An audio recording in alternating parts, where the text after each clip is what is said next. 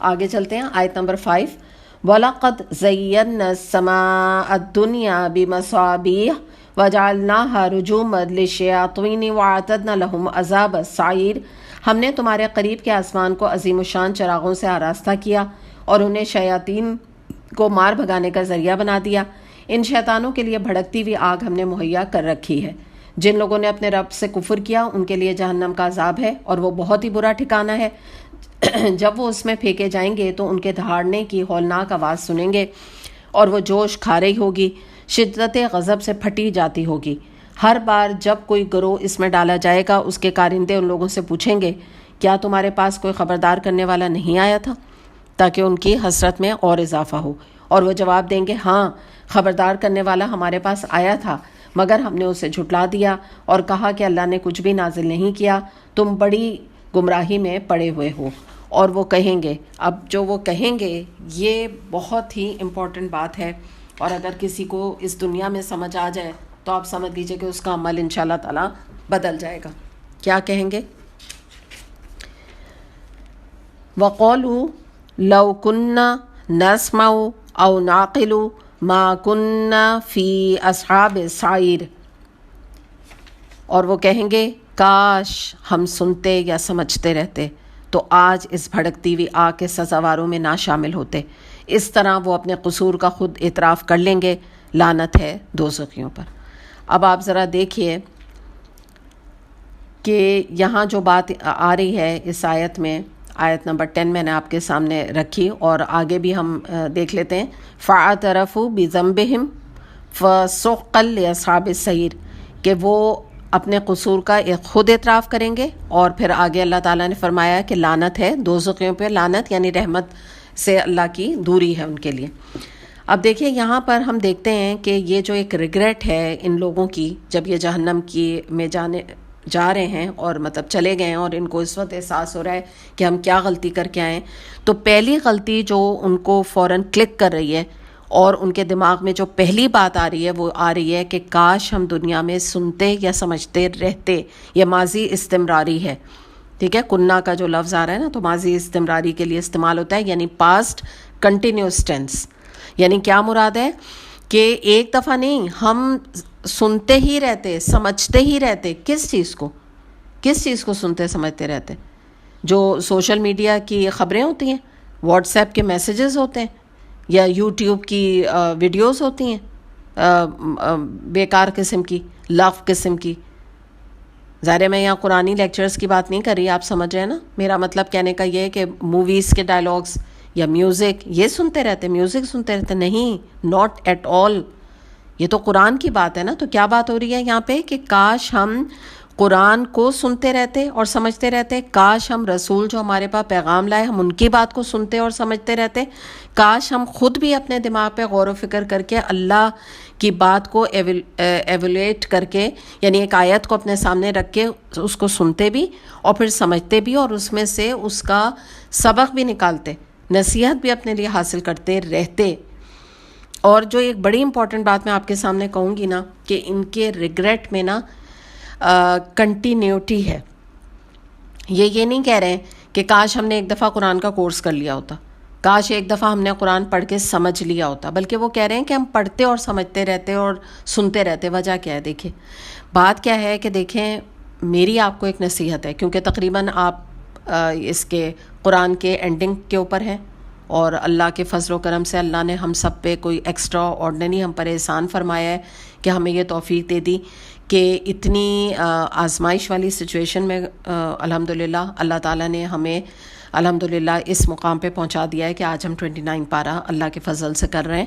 اور اس میں یقیناً آپ لوگوں کو بہت بڑا کریڈٹ جاتا ہے کہ آپ نے اسٹیڈ فاسٹ ہو کے استقامت کے ساتھ اللہ کی کتاب اور اللہ کی رسی کو تھامے رکھا. اور آپ کی انچارجز کو اور آپ کی ایڈمنسٹریشن کی ٹیم کو کریڈٹ جاتا ہے کہ وہ بھی اپنا کام، اپنی چیکنگ، آپ کی انچارجز اور آپ کے ایڈمنسٹریشن کے 10 کام ہوتے ہیں، آپ کے پیپروں کی فراہمی اور اس کو پہنچانا، پھر آپ کی وہ انچارجز جو پیپرز بناتی ہیں الحمدللہ فہم آپ کا تیار کرتی ہیں. تو کسی نے بھی اپنی کوئی ذمہ داری میں کمی کوتاہی نہیں کی اللہ کے فضل سے. اور اتنے ماشاءاللہ سے ذمہ داری کے ساتھ سب نے کام کیا، جن میں کہ آپ لوگ بھی شامل ہیں، کہ فہم کو وقت پہ دینا، سب سے بڑھ کر لسننگ کرنا ٹائم کے اوپر. تو اللہ تعالیٰ انشاءاللہ تعالیٰ، میرے تو دل سے آپ لوگوں کے لیے دعائیں نہیں کرتی ہیں کہ اللہ آپ کو انشاءاللہ اللہ کے پاس جا کے اپنی اس انعام کا اندازہ ہوگا جب اللہ تعالیٰ آپ کو دے گا انشاءاللہ تعالیٰ. جو میری کوئی دعائیں ہیں آپ کے ساتھ اس کے لیے. تو بات یہی ہے کہ الحمدللہ یہ جو کورس ہے آپ کا، بس بتانا، آپ کو ایک نصیحت کرنا، مقصود یہ ہے کہ یہ اینڈ نہیں ہے قرآن کا. انشاءاللہ تعالیٰ جب یہ کورس آپ کا اینڈ ہو جائے گا، اس کے بعد پھر آپ مثال کے طور پہ مزید اس کو ان ڈیپتھ اور اسٹڈی آپ کرنے کی کوشش کیجیے گا، خود سے تفاسیر پڑھنے کی کوشش کیجیے گا، کوئی اور کلاسز کو جوائن کرنے کی کوشش کیجیے گا، یا دوبارہ سے آپ اس کورس کو بھی ایز اے لسنر جوائن کر سکتے ہیں کہ آپ کے جو آیات ہیں جو جن میں کچھ کمی بیشی رہ گئی، آپ کو کچھ اچھی سمجھ نہیں آئی، تو وہ اور زیادہ آپ کو اچھے سے سمجھ آ جائے.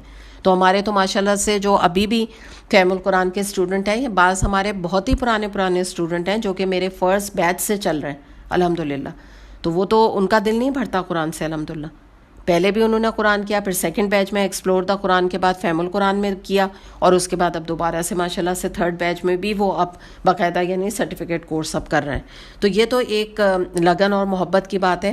آپ دیکھیے کہ ہم جیسے روز کھانا کھاتے ہیں، تو روز کھانا کھا کے تو ہم نہیں تھکتے نا. ہم یہ تو نہیں کہتے کہ بھئی ابھی تو صبح ناشتہ کیا تھا پھر ابھی کھانا کھائیں، پھر دوپہر کا کھانا کھانے کے بعد رات کو یہ تو نہیں کہتے دن میں تو میں نے کھانا کھا لیا پھر میں کیوں کھاؤں، کبھی بھی نہیں کہتے، بلکہ بیچ میں سنیکنگ بھی ہوتی ہے. تو اسی طرح ہمارے جسم کی جیسے غذا ہم لیتے ہیں اپنی انرجی کے لیے، تو اسی طرح ہمارے روح کی غذا قرآن ہے. اور ہمیں اپنے روح کو انرجائز کرنے کے لیے اور اپنے روح کو تقویت دینے کے لیے اور اس کو غذا پہنچانے کے لیے قرآن کا پڑھنا بہت ضروری ہے. تو یہ ایک دو دن کا کام نہیں ہے، یہ لائف لانگ پروسیس ہے. تو جس کا ذکر انہوں نے یہاں پہ کیا. اس کے بعد پھر ہم ایک پیراڈاکس دیکھتے ہیں کہ میں نے بھی آپ کو بات بتائی نا کہ جیسے ہم روز کھانا کھا کے نہیں تھکتے، پھر اگر ہم گرمی آئیں گی تو ہم لون کپڑے بنائیں گے، سردیاں آئیں گی تو ہم کپڑے بنائیں گے. تو ان تمام چیزوں سے ہم نہیں تھکتے. ہمیں کوئی انٹرٹینمنٹ کے لیے باہر جانے کے لیے کہے ہم نہیں تھکتے، ہمیں کوئی بازار کے لیے کہے کہ چلو بازار چلیں ہم نہیں تھکتے. تو قرآن پڑھ کے ہم کیوں تھک جاتے ہیں نا، یہ خود ہم دیکھیں. دوسری ایک اور بات یہ کہ یہی جو میں نے آپ کو بات بتائی اس کو تھوڑا سا میں اور آگے لے کے جا رہی ہوں کہ قرآن کا ایک دفعہ سننا کافی نہیں ہے، کیونکہ قرآن کا مزاج سننے والا ہے. تو ہدایت کے لیے جب انسان بار بار قرآن سنتا ہے تو اس سے اس کے کنفیوژنس دور ہوتے ہیں، اس کا عمل مضبوط ہوتا ہے، اپنے مسائل کا حل اسے نظر آتا ہے، علم اس کا پختہ ہوتا ہے، اس کا تزکیہ ہوتا جاتا ہے. تو یہ جو بات ہے نا کہ گیٹ کنیکٹڈ ود دا قرآن، اور کب تک؟ لائف لانگ، یہ پوری زندگی کا سفر ہے. نبی کریم صلی اللہ علیہ وسلم نے فرمایا کہ قرآن ہمیشہ پڑھتے رہو، اس لیے اس ذات کی قسم جس کے ہاتھ میں میری جان ہے، قرآن نکل کر بھاگنے میں ان اونٹوں سے زیادہ تیز ہے جن کے پاؤں کی رسی کھل چکی ہو. اسے بخاری نے روایت کیا. یعنی مراد کیا ہے کہ اگر انسان نے قرآن کو ایک دفعہ چھوڑ دیا اور ایک بڑا گیپ آ گیا اس کی زندگی میں قرآن کے حوالے سے، تو جس طرح سے اونٹ رسی توڑا کے جب بھاگتا ہے تو آپ نے کبھی اس کا اگر مشاہدہ کیا ہو کہ وہ ہاتھ نہیں آتا کسی طرح، وہ آگے آگے بھاگتا چلا جاتا ہے. تو ایسے انسان کے دماغ سے قرآن کی آیات، قرآن کی حکمتیں، نصیحتیں محو ہونے لگتی ہیں، انسان بھولنے لگ جاتا ہے اگر وہ قرآن کو چھوڑ بیٹھتا ہے. اور دوسری بات یہ ہے کہ دیکھیں قرآن میں نے ابھی آپ کو جیسے بتایا کہ روح کی غذا ہے، تو اگر ہماری روح کو یہ غذا روز نہیں ملے گی تو آخر کار ہماری روح سٹاف ہو کے مر جائے گی، یہی اس کا نتیجہ نکلے گا. اور انسان کا جو تزکیہ ہے وہ ایک دو دن میں نہیں ہو جاتا. ایک دو دن میں انسان سے جھوٹ نہیں چھوٹ جاتا ہے، ایک دو دن میں غیبت کرنا نہیں چھوڑ دیتا ہے، ایک دو دن میں حجاب نہیں کر لیتا انسان.